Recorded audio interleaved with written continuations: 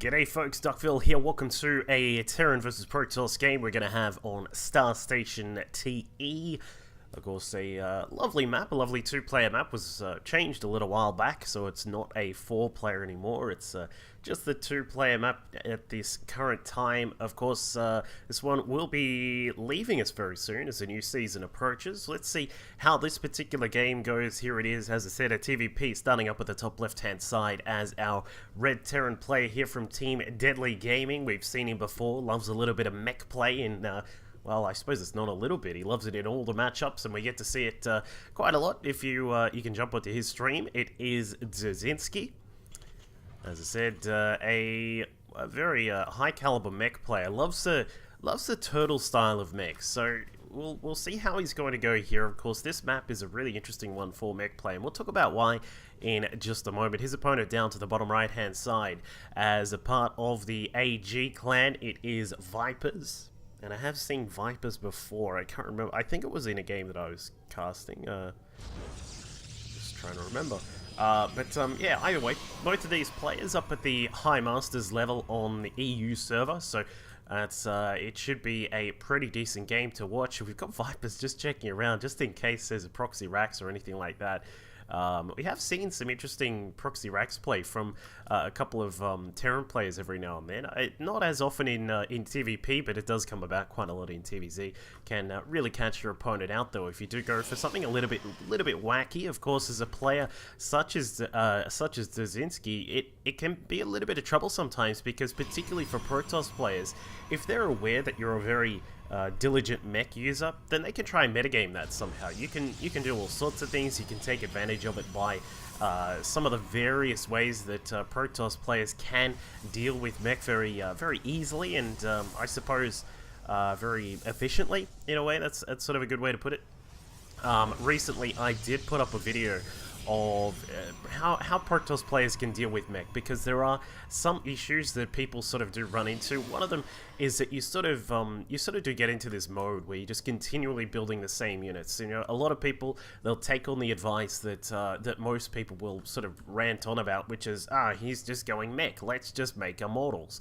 If you go, the thing about dealing with mech is if you go hard out into a particular type of unit, you can be countered quite easily. It's not as if mech cannot do damage. You can never underestimate a good mech player, because when they have their, their tanks in position, their Hellbats tanking, they've got, Ghost dropping down EMPs on your immortals and all sorts of things, it can put you in a very difficult position. And I mean, if you jump onto Dzerzhinsky's stream and watch him playing, you can see this happen time and time again. People will just they'll get into that tunnel vision mode where they say, let's just make immortals and zealots and just go with that, and it sort of brings you into a really troublesome spot. So there are, of course, a few things that you really should you should keep in mind when dealing with a mech player.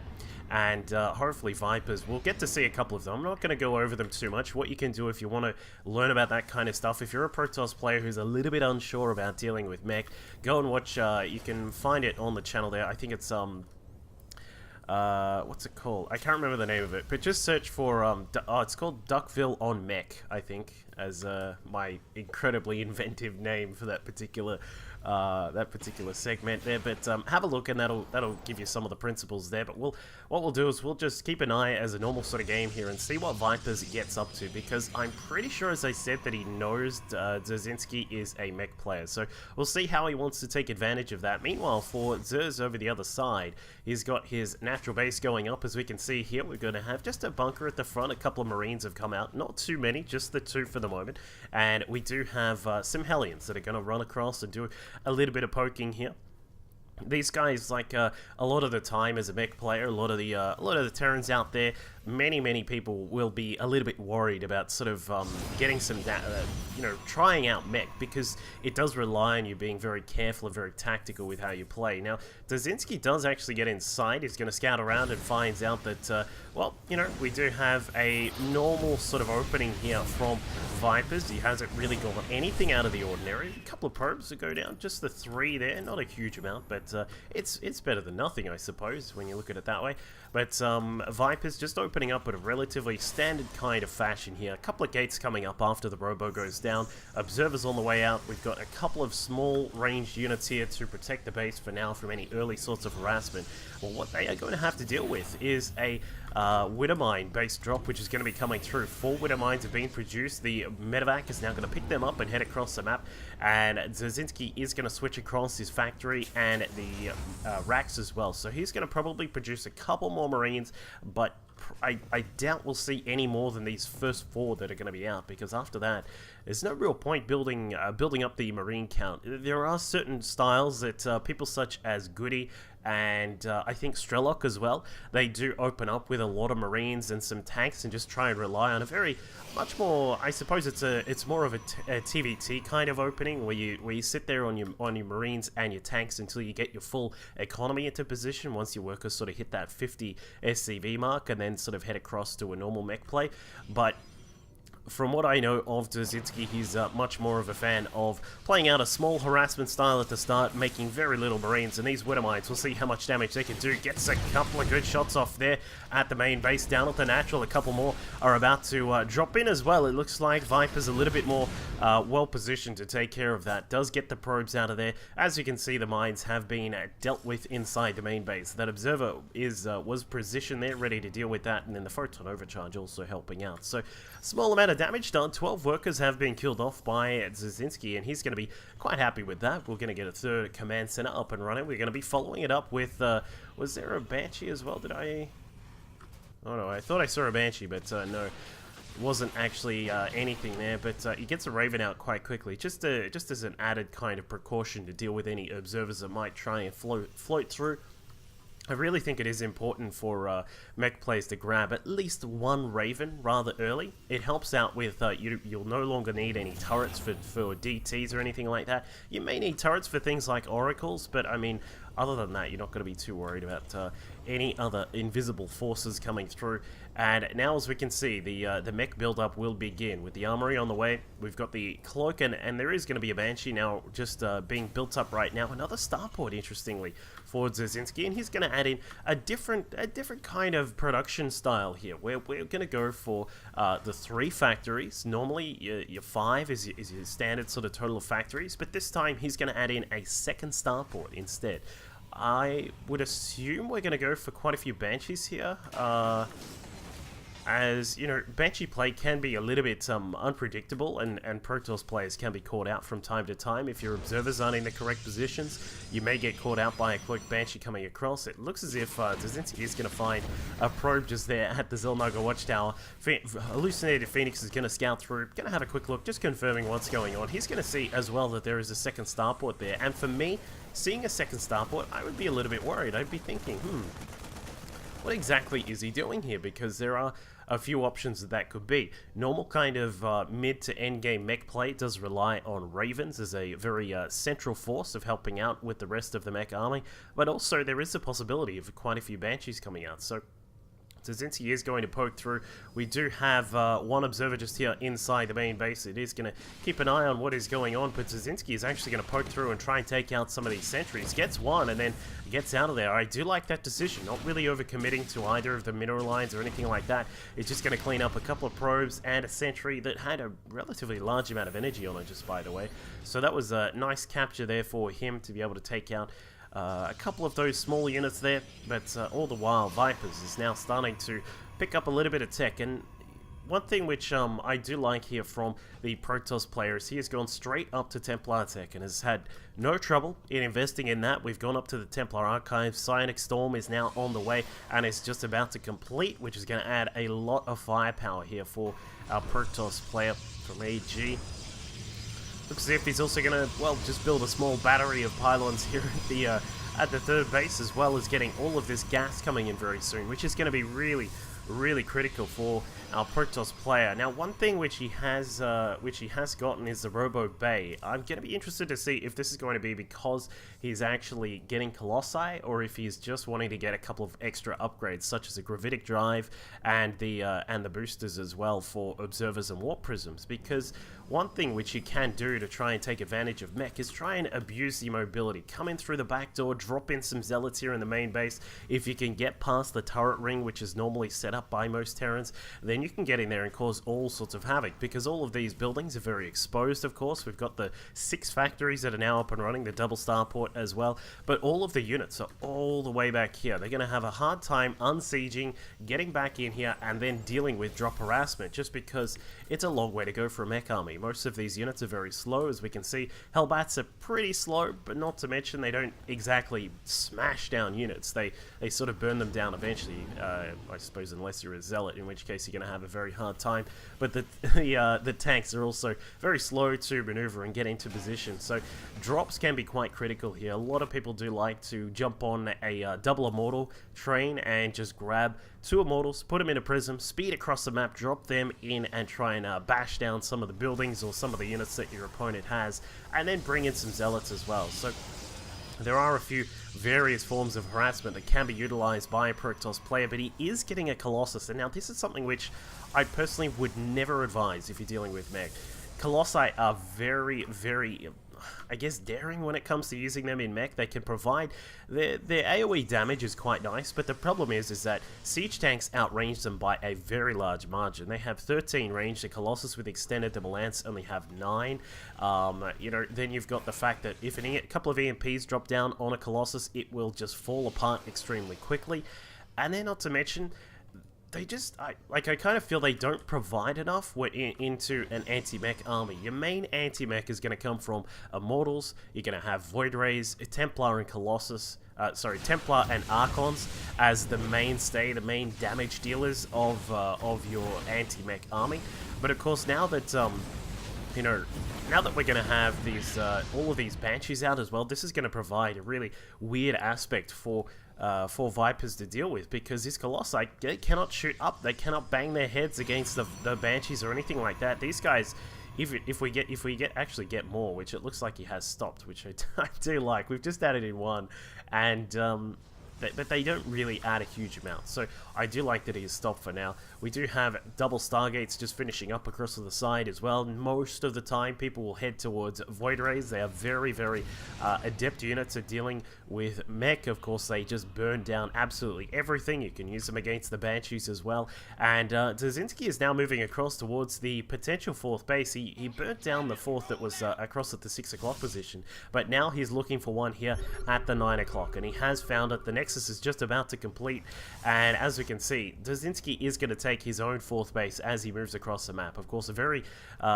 common sort of thing. Move out, try and deal with your opponent's bases while you take your own extra bases, and while that Nexus has completed, it is going to go down quick smart with these upgrades now up and running.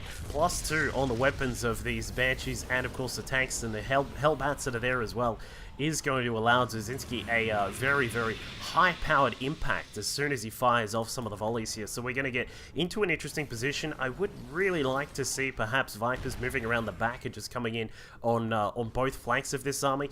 But when this army is all sieged up and ready to rock, this is just something to behold. We'll see if Vipers is going to be I don't want to say daring, kind of brave enough to actually try and go into this. I really wouldn't advise it, considering that it is all sieged up and ready to go. Needs to try and take advantage of the army when it's moving positions, and as it is right now, Dzerzhinsky now moving across. We've got Hellbats at the front. These guys are going to tank up a lot of the damage. The storms go down. Beautiful storms there from Vipers as he takes care of a lot of the health on those Hellbats. And Dzerzhinsky is going to slowly try and inch his way forwards here. Slowly going to take out some of the buildings here. We do see a Hunter Seeker missile come out. It's going to try and drop down on one of the Templar. Does take out 2 of them. The splash damage there, always quite handy. And Dzerzhinsky is now approaching this base, and this is what I was looking for. A couple of Void Rays coming out. There is no anti-air. No anti-air at all. There was one Viking, but that has been taken out extremely quickly. Looks like Dzerzhinsky is just going to say, I'll take your 3rd base and then I'll be out of here, as he now looks to retreat as quickly as he can. This is a really interesting part of This is a little bit more of an aggressive style of mech versus Protoss here from Dzerzhinsky. Normally we'd see him just sort of doing this kind of stuff here, setting up a planetary, a couple of turrets every now and then, and just tanks at the back, just sort of slowly inching his way forwards towards a fourth base, setting up the defense there as well. But it looks as if he's had a little change of heart and does go on the aggressive, and this is where things can start to become a little bit of a problem. When you start to lose that mech army, you fall down in supply. It can be a bit difficult to reproduce things, but this addition of the Banshees, as I said before, is a really interesting dynamic as the way he has played this one out, because it means that for Vipers, he has to have a couple of those Void Rays available, or a couple of Stalkers to try and shoot down the Banshees. But I mean, another big thing that you really don't want to build in PvT is Stalkers. They don't actually do that much, and I was speaking to Dzerzhinsky one time, and he actually said, I'm actually really happy when my opponent makes Stalkers, because they just do absolutely nothing. But as you can see, Viper's now pushing in on this fourth base. He has cleared it out. Lots of these Immortals here. A little bit slow on the upgrades. We would like to see perhaps +2 and +3 finishing up, and in fact they are just about to do that right now, along with +1 on the air armor being chrono boosted out. Nice work there from Vipers. Is going to try and re-establish his third base here. Has a fourth, has a fifth now up and running. Once he gets this gas coming in, that is going to be very critical for him. And what I think we may see here from Vipers is a little bit more of a harder switch into Air Protoss. We may see more Void Rays, a couple more Stargates might come about, and he might get prepared for something a little bit more air focused, because if you can switch into air tech, take advantage of things like the Void Rays, and then even carriers. Not even joking, kids, carriers can be quite useful in anti-mech. It becomes a bit of an issue for the mech player, but I mean, if you don't have the right composition, mech is just going to steamroll everything when used correctly. So we'll just keep an eye on what Vipers is going to do. He's now just marching around, wants to keep an eye on this top side of the map, wants to try and deny his opponent this base here, not to mention the attack path of running through here to head towards the third base and maybe attack that again. But now, if Dzerzhinsky is aware, has he actually picked it up? He hasn't. He's not actually aware that there is another base down here. So we'll see if he finds that. He's definitely going to start pushing down there. That's a very easy base to take out, and gets a couple of scans, but actually misses the base entirely. Has found that there is the fourth being re-established over here in the bottom center of the map, but now Vipers is going to pull him back towards his own main base. So Dzerzhinsky has to turn around. He's going to come across, siege up the tanks. We do get a storm going down on the Banshees and the tanks. They're very efficient usage of that storm, and Dzerzhinsky does lose a lot of health on the Banshees, but overall doesn't lose too much. He's still maxed out. We're going to have more and more Ravens starting to come through as the starport count has gone up to 4. And now, as we can see, if he can get this fourth base established, he'll be in a much better position to push into the next phase of the game, which is sort of heading towards late game, where the Protoss will start to look towards those high-impact air units, such as the Tempest, such as Void Rays, and carriers as well. And for some, I don't know why would you throw those away? I don't know. He was trying to take down some of the Ravens, but I mean, I don't know why you would want to do that. He decides to resupply with a couple of Immortals. We've now got another 3 Stargates on the way, which is really good. I do like seeing this. We'd like to see the continuation of the upgrades here for Vipers. Should be picking up the extra +1 on armor for those air units. It really helps out. He's going to try and drop down some hurt on the Thors and the Hellbats that are here, but Dzerzhinsky still relentless in his defense. He's just going to stick around. He's not going to say, I'm out of this at all. He's now set up another base. We've got another sensor tower there ready to see if anything is coming through, and he should be able to see, yeah, there is another base there. So we'll probably see him start to look out. But Vipers, I mean, I really liked how he's just positioning himself over on the top edge here, and is looking to just keep his opponent honest there at the main base. Has now set up a battery of gateways here just outside the third and the natural base, so he's going to have a lot of resupply. We've got a total of 19 gates. I do like this, adding even more into the mix now, or sorry, adding more Stargates into the mix here, which is really good.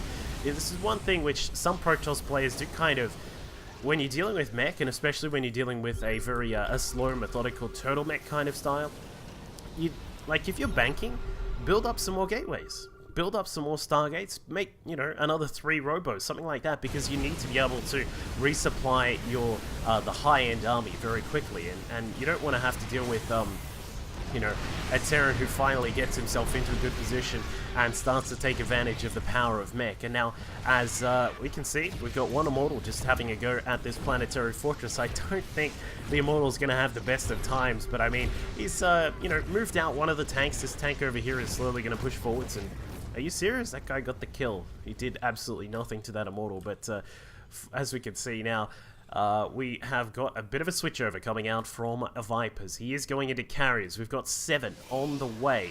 +2 to air weapons, +2 to air armor, graviton catapult, level 2 of shields. All the fun things are now on the way here for Viperz, and a muddy scan there from Dzerzhinsky. He's going to see that the carriers are now on the way. He's going to say, alright, I've got carriers coming. A little bit weird. You don't see that every day. What am I going to do about that? Well, he'll have to possibly look at switching into the battlecruisers if he can, but we do have Ravens on the way. One thing you can possibly do is switch into, you can go across to Vikings and start just trying to mass up the Vikings, but the problem with that arises from the fact that, yeah, you may be able to kill off the carriers with the Vikings, but as soon as the Protoss resupplies, he's going to jump back into Robo, get a heap of Immortals and Zealots out, and then we'll be able to finally crush you, because you've only got Vikings up in the air. But now, as we can see, a lot of those Banshees getting very low there. Dzerzhinsky has to be very careful with those guys. We'd like to see something coming across to repair them, but no, he's now pushing across. The 4th base is now in a bit of trouble. One Colossus, this guy from the start of the game has been hanging around. The Banshee's getting very low on health. One Storm and these guys would all be dead. It's a shame the Codaran Amulet is not in the game anymore, because a Warp in and then a Storm on top of that would have been quite an entertaining feat. But the carriers are now on the way. We've got 8 that are coming through. We already did have a couple that came out. Where are they? Oh, they're over here. Here they are. So we do have some carriers that have already made it to the field. Looking at their upgrades, 111 at the moment. They're we're just picking up 221 in just 222, sorry, in just a second. Once you get to 222 carriers, they are actually very, very good. I know a lot of the time people just say, carriers are just terrible. The problem with carriers is A, getting to them. As you can see, they take at least 6 years to complete. And then, of course, you have to have the time to get there. You have to have the available bank to get there as well. But once they're out, once you have the Graviton Catapult, and especially the 222 upgrades, these guys are so strong. They actually just rip apart Vikings. The advantage that they have over Tempest as well is that interceptor shots cannot be blocked by a point defense drone. So, in a way, they're actually better than the Tempest in that regard. So that's one thing to consider when you are looking at end game against a Terran player, because now, as we can see, Dzerzhinsky madly scrambling to get some Vikings out. He probably wants to be adding in some battlecruisers as well, but the issue is that now he doesn't have as much income at the moment. He's just investing quite a lot right now. He's going to have a huge boost of minerals right now, but I mean, the thing with the battlecruisers is, of course, you have to have... They take a lot of time to complete themselves. It takes a long time for those battlecruisers to come out. But if you can get them out, the Yamato cannon is quite useful. You can drop down Hunter Seekers on them, on the carriers with the Ravens as well. But as I said, these guys, very, very durable once they get those upgrades rolling, and particularly that 222. So always keep that in mind. But now, as we can see, Dzerzhinsky, let's just look at his army. 6 tanks on the ground, 6 Hellbats. We've got a few Marines that are still inside that bunker from the start of the game. 16 Vikings. We've also got a total of 15 Ravens, which normally at this point is pretty cool to have, because Ravens are just amazing against most of the Protoss army at this point. But when you've got all of these carriers, we have 18, almost 19 carriers out on the map. 132 interceptors are going to be flying about as we move into the battle. Not only that, but he is not tunnel visioning and just saying, I need to get 63 carriers out. He's added in a couple of Templar. Not a huge amount, just the 4, but adding in those Templar can be very, very key. These guys can provide you with feedbacks on battle cruisers. They can feedback Ravens as well, or even just throw down Storms on top of the clusters of Vikings. So These are the kinds of things that we will probably look to see in the end game here. But Dzerzhinsky now has control over the left-hand side of the map. We can see these Stalkers being thrown away there by Vipers, just recognizing these guys aren't actually too useful at all. But he is now, with a bit more control, is now taking the top right-hand side of the map. We've got his, what is it, fourth base just over on the right is also sitting quite comfortably. The Banshees now moving forwards. These guys are looking to possibly get some serious building damage done, just smashing down pylons with a couple of salvos there. We can see that he may even try and just go straight in here and kill off a lot of these pylons. He can target them down, but now he has his own problems on the way, because as we can see, the fleet of carriers, the Golden Armada, if you will, is now approaching, and we should see some Hunter Seekers come out from Dzerzhinsky. There we go. Does bring them out. We can see the Vipers trying to separate the carriers as best as he can. The Hunter Seekers are laying a huge amount of damage down, but the carriers, with their interceptors already out, are just smashing through a lot of these units. We've got the Viking count now down to, well, none right now. The Hunter Seekers have done a lot of damage. Whoops, as my mouse goes a little bit wonky.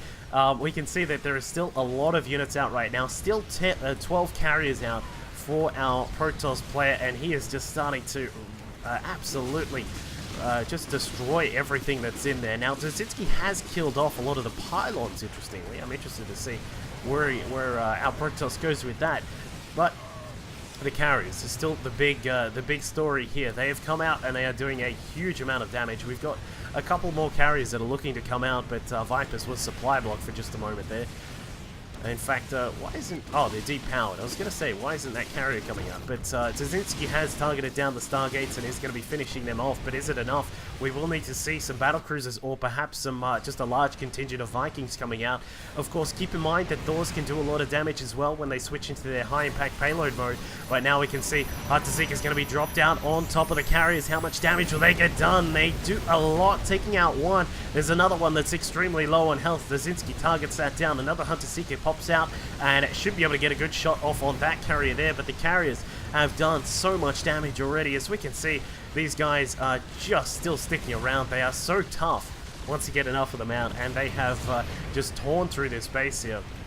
Looks like Viperz is trying to target down some of these key buildings, such as the turrets, and then I would assume he's going to try and target down these Stargates, the starports here. But Dzerzhinsky just sitting off to the side, trying to get his Banshees to finish off his opponent here. Has killed off the starports as well, but there is a single Viking that is out with an observer, going to be chasing down these Banshees, eventually killing them off.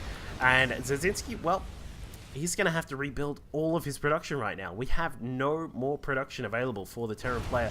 Yeah, as we said before, he's attempting to get some more Vikings out, but I don't think it's going to happen. Trying to save the Ravens, get them out of there before they get taken out by all of those interceptors with their 3-2-3 upgrades now.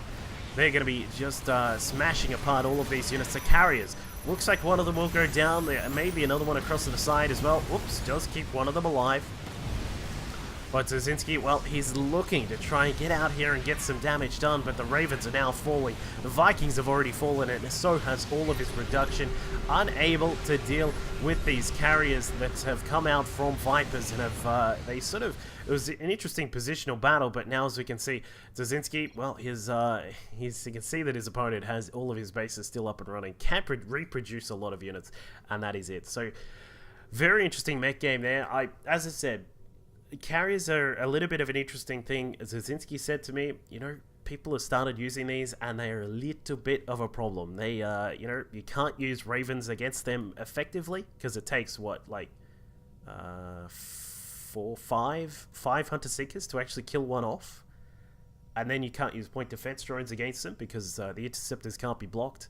And yeah, it just becomes a bit of a troublesome scenario for the Terran player going for mech there. So perhaps some more innovation down the line from Dzerzhinsky. If he sees these carriers coming up, post your own replays. Feel free to send them through to me if you want to get them casted. I'll see what I can do for you. Make sure you subscribe to the channel. Say hello on Twitter and Facebook and all those fun social media things. I'll catch you all next time.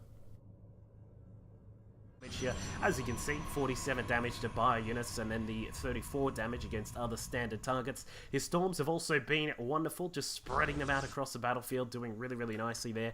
And for minigun, he's been sticking with a much more